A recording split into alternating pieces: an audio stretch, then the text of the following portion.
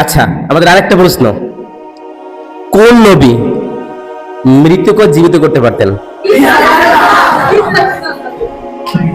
যাকে এটা সবাই পারছে, প্রশ্নটা সহজ, ইচ্ছে করে সহজ করা হয়েছে।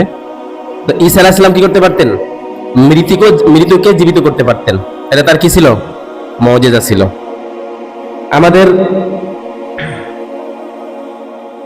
আরেকটা প্রশ্ন, লাস্ট প্রশ্ন, যেমন আবু বকর রাদিয়াল্লাহু তাআলা আনহুর একটা লকব আছে, ওমর রাদিয়াল্লাহু তাআলা আনহুর একটা কি আছে? লকব আছে। এখন আমাদের প্রশ্ন হইল, হযরত ইউসুফ আলাইহিস সালামের লকব কি ছিল? তার উপাধি কি ছিল?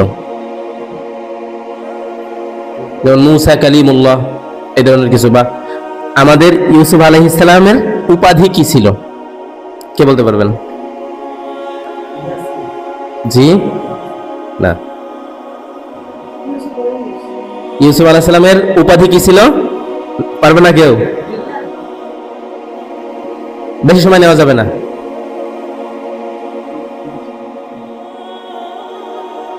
আমি ক্লু দেওয়ার ক্ষেত্রে প্রথমে এক দুইটা শব্দ ব্যবহার করছি, একদম সরাসরি উপাধিটাই এক ধরনের বলে দিছি আর কি,